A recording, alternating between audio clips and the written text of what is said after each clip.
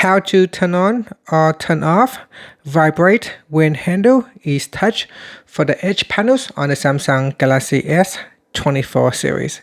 First, tap on the home button to return back to the home screen. From the home screen, swipe down at the top, then tap on the settings icon. Next, in the settings page, we scroll down, and in here, tap on display. After that, we go down and tap on edge panels. Then go down and tap on handle. Now scroll down to the bottom and tap on Vibrate when handle is touched. Tap on the toggle button to turn off or switch on vibration for the handle.